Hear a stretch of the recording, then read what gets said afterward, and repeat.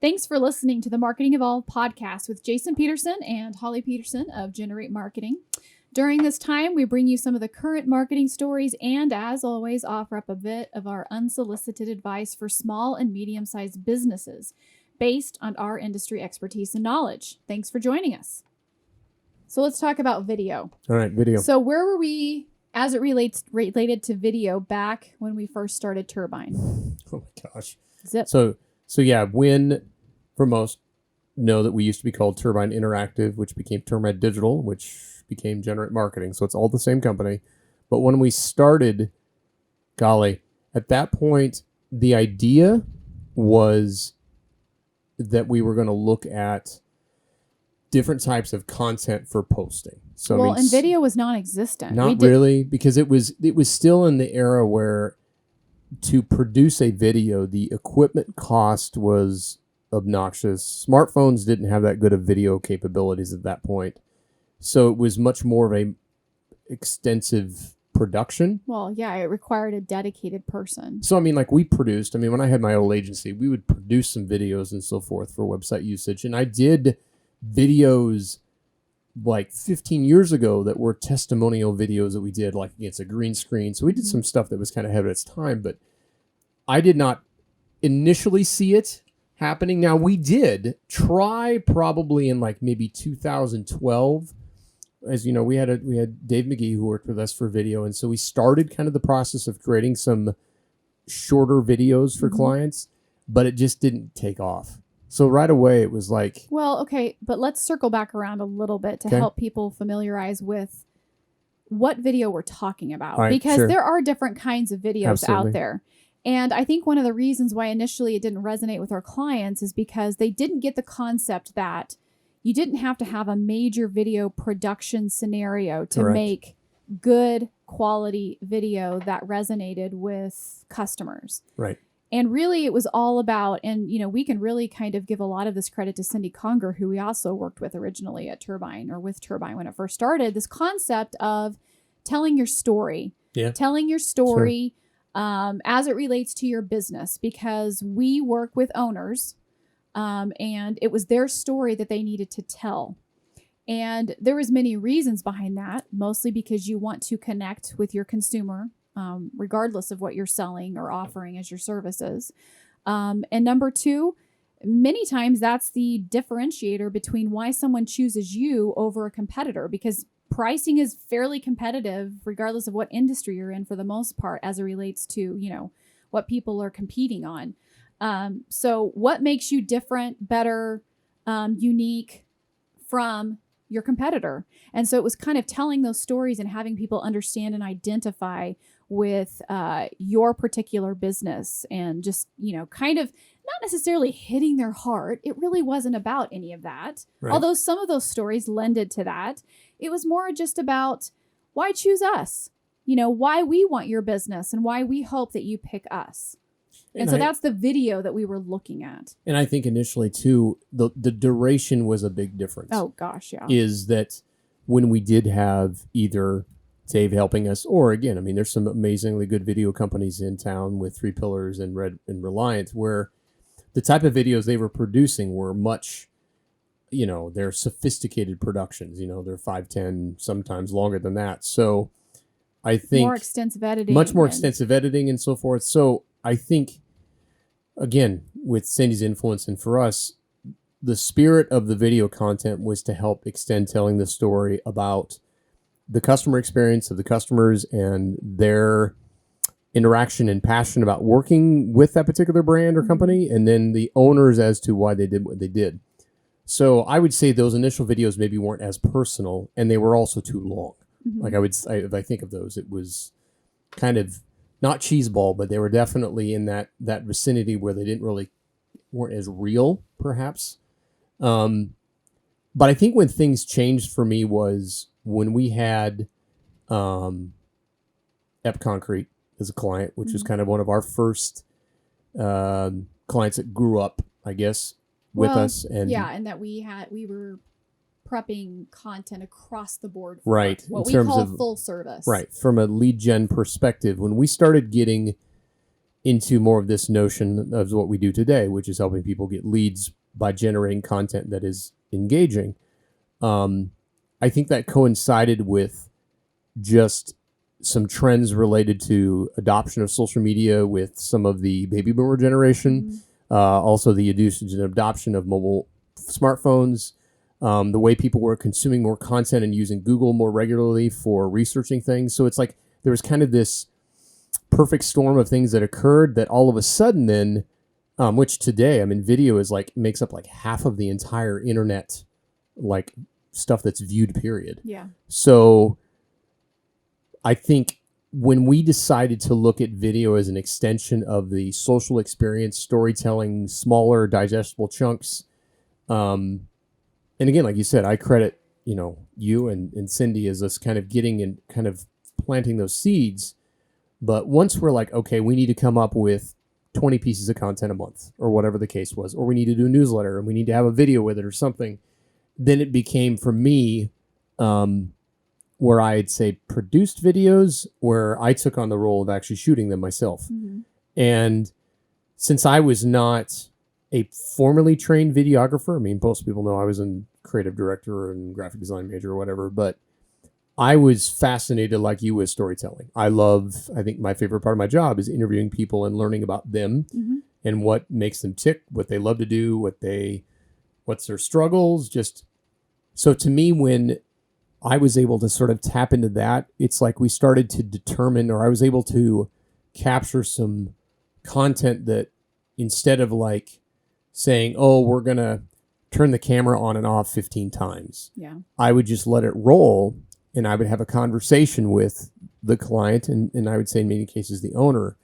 And when that happened, then I tended to get some really great information. And then I would essentially break those into pieces, minute and a half chunks.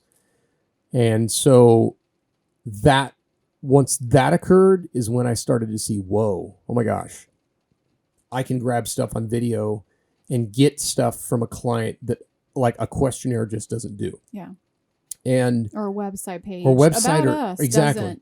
And I think the other part of it, like you just touched on there, is the number one page literally in every industry that we look at. Yeah, it doesn't matter what industry. Rare I know exception where you're going with this. Is about us. Okay. It's the who, it's the why they do what they do, and then it's the what.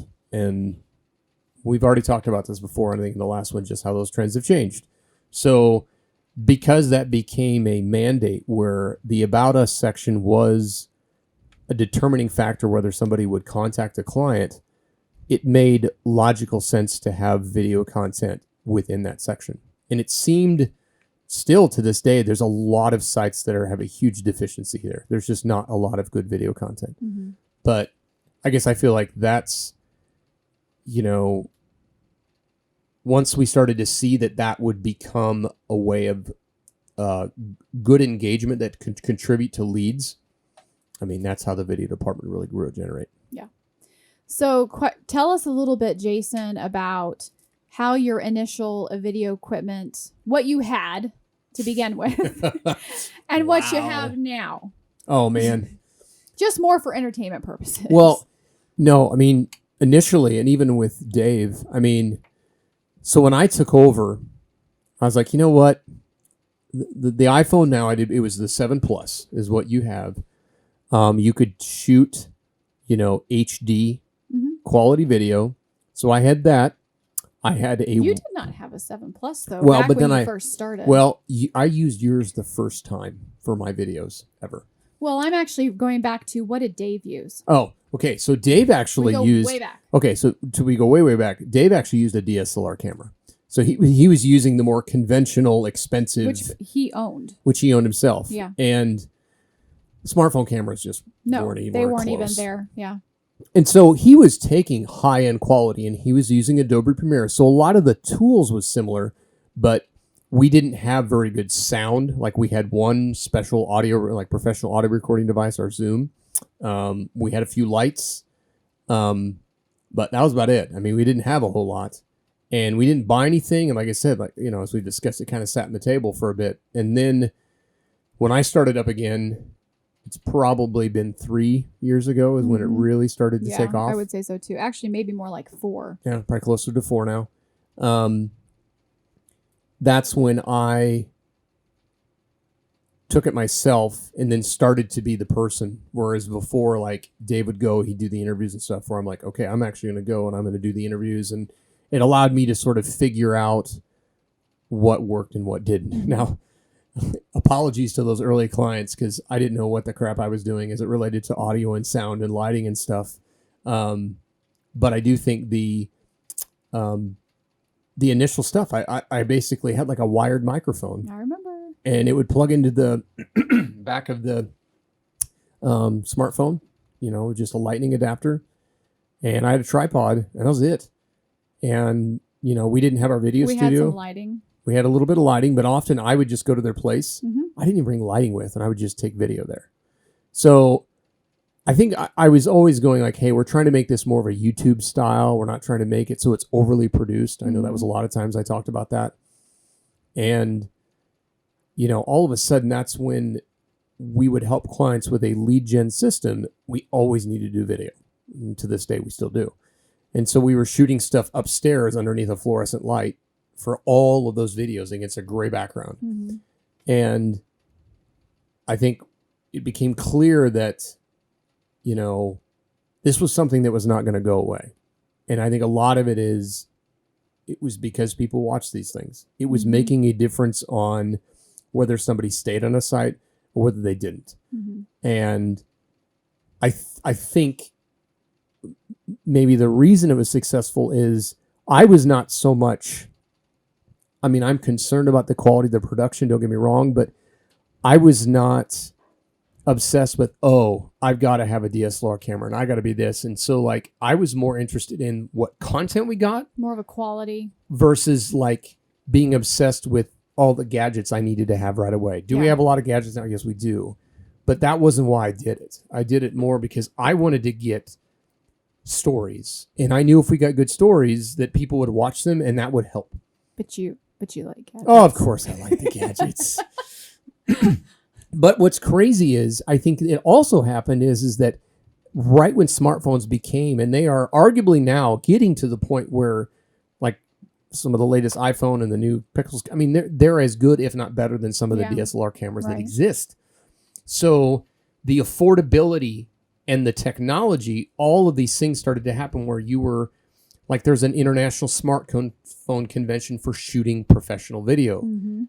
The stuff I've bought at Amazon. I've joked like Amazon basically has been, we've probably spent a fourth of what it would have cost 10 years ago to Sure. build our studio out. You're looking at our podcasting equipment included.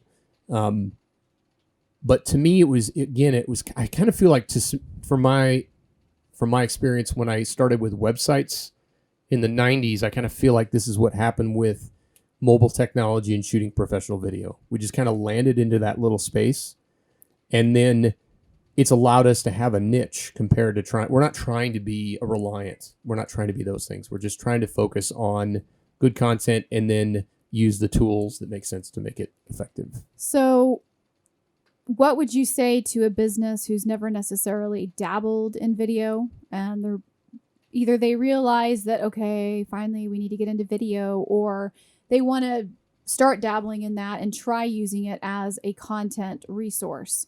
What would be your advice to them as they maybe look at doing that? Well, I think the first thing is you have to have someone, even in the simplest ways, be responsible and knows how to edit. Mm-hmm. Yes, can you just take it on your phone and upload it? And there's certainly cases we have clients that we do that, and that's fine. But there does not seem to be a replacement for, even in the simplest way, someone has to be responsible for packaging and getting that video content so you can use it. Right. So like everything, it's easy, but it's not as easy as it seems. I guess the second part is, I guess my advice would be what do I say here? I guess focus on why you're doing it. Mm-hmm. I think for owners, if it's not about you, but it's about sharing your story. Again, I think it's that why, the who and the why. If it's done for the right reason, we don't have clients to do this, but if it's like this narcissistic, hey, I want everything to be about me. No, I don't think that's what's effective. But well, I think it's like any content, whether it's video, whether it's written, whether it's blogging. We always talk about being authentic to your brand and who you are. right. And the same would bleed over then into video as well. Correct.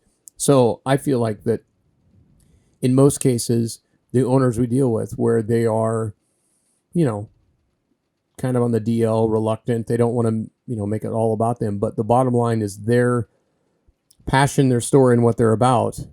If that's your MO, if that's what you are, where you have a strong reason of why you do what you do as an owner, and most people have to. I mean, it has to be more than just making money.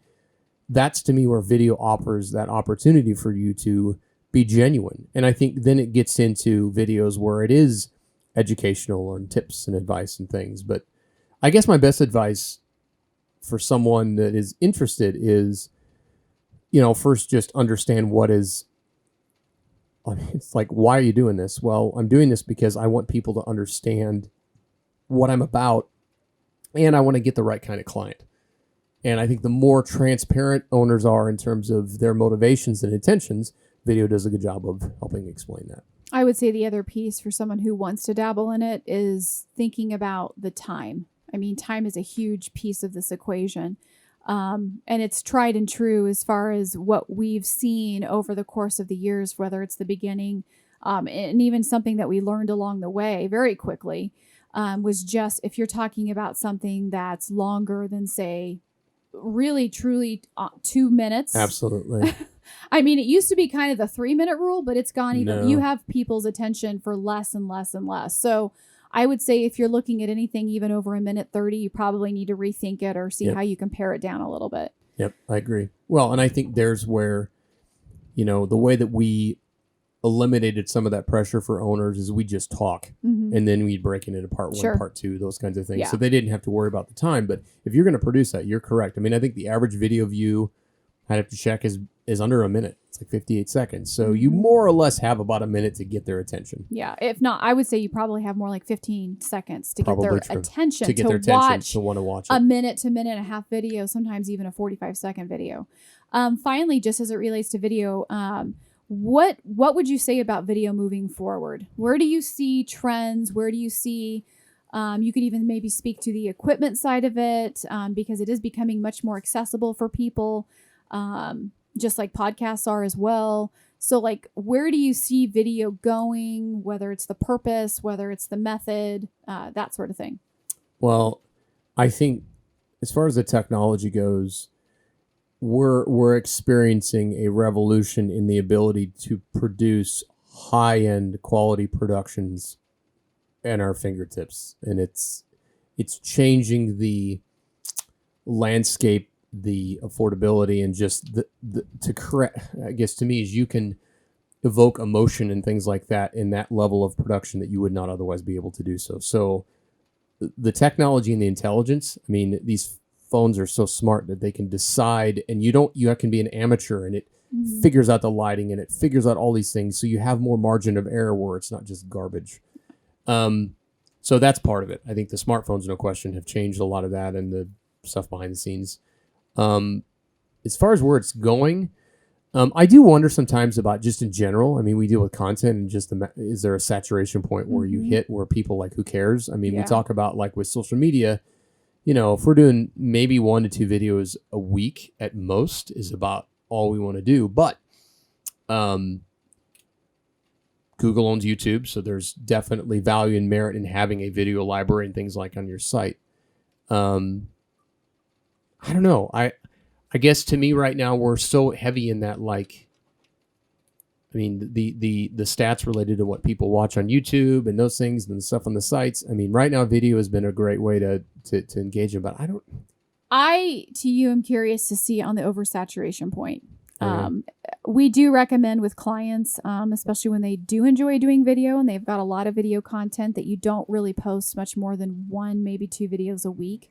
And honestly, you could probably get away with more on Instagram than you could on Facebook, but Facebook for sure has its threshold. People have a little different expectation on the Instagram side of it. So if you really are into video and you're really enjoying that, and your demographics as far as who your customer is match up with what's happening there, feel free to get crazy with video on Instagram. That's fine. There's different ways you can do it. But really be thinking about that as it relates to what platform you're using it on. Did you have a thought, Jason? Yeah, I do. I was going to say one of the things we've been doing lately that I do think helps is that probably like websites that I've seen is you have smaller and smaller margin of errors to get people to interact. Mm-hmm. So I feel like because there is, and we are hitting a certain level of saturation where you do have to get them to watch the video. So for example, we've added a lot of subtitles. That's been something we've been doing lately where either the quality of the audio isn't very good. Yeah. Wind. Exactly. Yeah. Wind noise, those things. I mean, that is something I've learned, and that's maybe a sidetrack is the video is getting easier to shoot, but audio and lighting is still is what it is. Tricky. Like audio is just, if you screw that up, you mess up the whole shoot. So we've learned a lot about that. But I do think things like that where we've made it so a video can autoplay and, you have the words right there. So it's... Well, I would say too, as it relates to the closed captioning, which there's some amazing tooling out there for people who are using that, especially for something like Facebook, where I'm sorry, but I'm one of those people that I'm not going to just click on a video if I'm sitting at my desk in my office and play something aloud. That's just not how I roll. And I usually don't have like my AirPods in. So I'm going to switch on the video, but I'm going to do it in such a way that I'm reading the closed captioning while I'm watching that individual doing whatever it is or saying whatever it is they're saying. So if you haven't started tapping into that tool, that would be a really good resource to make sure that you're using, because it makes your video more accessible to people in regardless of what situation they may be in that moment. Yeah, I mean, again, I feel like the ability to produce videos are easier and easier and easier, but I think it's harder. We're having to work harder to earn the customer's attention and the viewership. You have to earn it. And I think we talk about that. You just can't throw a bunch of money at stuff, whether it's Google, whether it's Facebook. It still boils down to, is the content interesting and is it engaging? And are you giving something, or are you just trying to take? Are you just trying to sell? So, but I would say from what I've seen is, as long as if I get owners to open up and be genuine, and I get that, it's not like everybody's got to cry or something, but I get where they're truly being like who they are and they're not putting on some facade. Those videos work. Yeah. And it doesn't really matter who you are. Yeah. But I think, like everything, we're at a point where the affordability to produce high-level professional videos is there. But just because the technology is there doesn't mean it's going to be a good video. Mm-hmm. You still have to think about, why am I doing this, and what's the point, and what is the message you're trying to get across? But I think at the end of the day, if you're not doing video, to be frank, you're a little bit behind. Absolutely. So that's something that you need to think about bringing to the table. So, well, and it's just that bottom line of brands, like I said today with the thing I spoke at, you have to be more personal. You have to. Okay. Anything else? I don't think so. That's probably Not for now on video. All right. We will wrap up this podcast on video with our theme question of the day. Oh, lovely. Hopefully this is easier to answer. Okay. So the question of the day is, what makes you laugh the most? Okay. Well, mine would be probably our kids, I would say. Trevor specifically, he's an absolute goofball, and he's quite funny. So I'd say that definitely. Our dogs make me laugh a lot, too. So I don't know. We have kind of a crazy household, and that definitely causes a lot of comical situations that make me laugh a lot. Sure. I would say, to me, the thing that makes me laugh the most is anything that's sort of, whether it's me being self-deprecating or another person being self-deprecating, just that general humor of not taking yourself too seriously. Like Jack Black, classic example. Yeah, he's hilarious. Nacho Libre. There really is not much he won't do. So I find that pretty amusing. So that kind of thing where that person is free enough in who they are and self-aware enough that, you know what, we don't need to take ourselves too seriously, where you can laugh at yourself and, like Chris Farley was another one that was we were just talking about that. Yep. His body and just that whole thing. So I think anybody who has the ability to do that is pretty great in my book. Yep, I agree. All right. Well, thanks for listening to us today, and stay tuned for our next podcast in this series where we'll be focusing on email marketing. Thanks for listening. Thanks a lot. For more information on Generate Marketing, please feel free to check out our website at generate, GENR 8marketing.com, and you can get connected to all of our different information resources such as YouTube, Facebook, Instagram, and more. Thanks so much.